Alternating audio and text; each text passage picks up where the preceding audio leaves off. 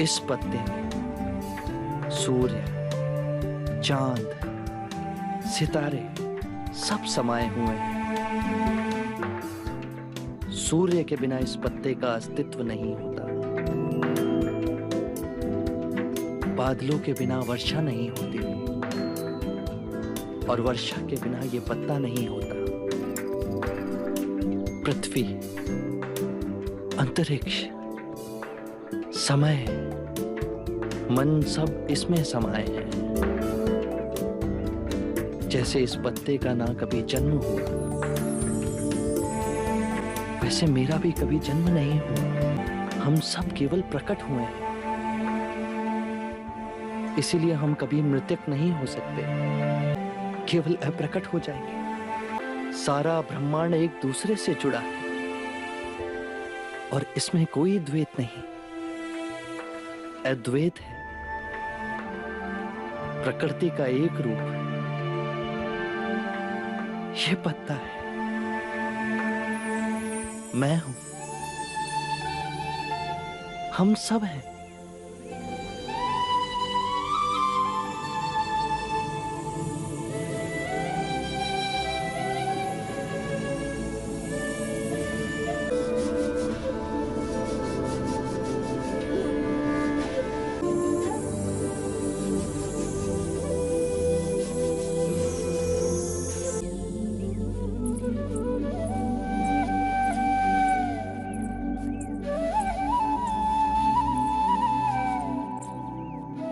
कल रात्रि मैंने बड़े असाधारण स्वप्न देखे जो मुझे कुछ संकेत दे रहे थे।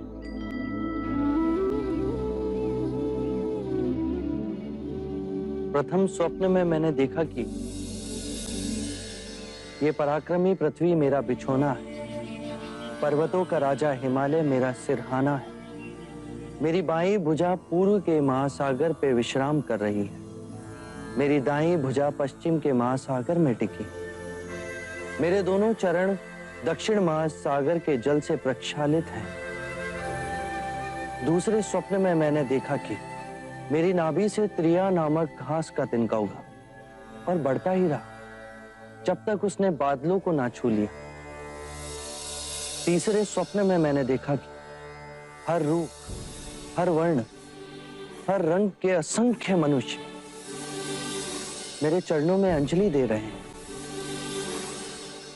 चौथे स्वप्न में मैंने देखा कि चारों दिशा से चार अलग रंगों के पंछी उड़ के मेरी ओर आए, पर मेरे समीप आते ही उनका रूपांतरण हुआ।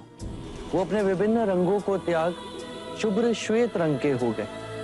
ये इस बात का सूचक है, हर रूप, हर रंग के लोग मेरी शरण में आएंगे, बिना किसी भेदभाव के।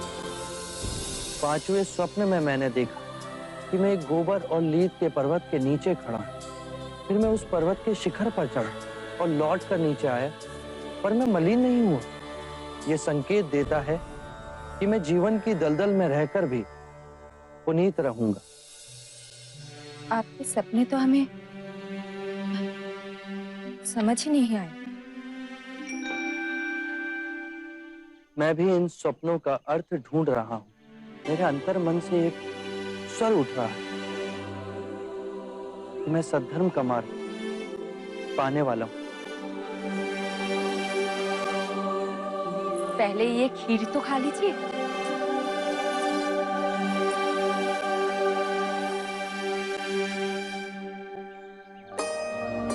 इस सोने के पात्र में खीर भी आकस्मिक नहीं। मेरे पहले जिन्होंने भी सम्यक संबोधि प्राप्त की, उन्होंने भी उसे प्राप्त करने से पूर्व सोने के पात्र में खीर खाई होगी। क्या मैं भी महान बोधित्व प्राप्त करने वाला हूं? खाइए ना।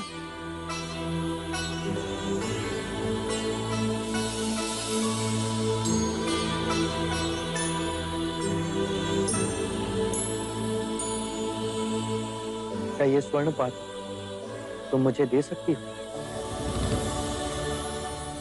अवश्य। तो चलो मेरे साथ, मुझे एक परीक्षा लेनी है।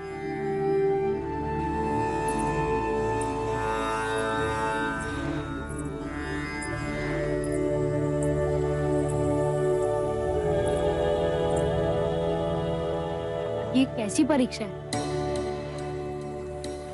यदि मैं बुद्धत्व के निकट हूं तो ये स्वर्ण पात्र नदी के प्रवाह के विपरीत दिशा में बहेगा, अन्यथा डूब जाएगा।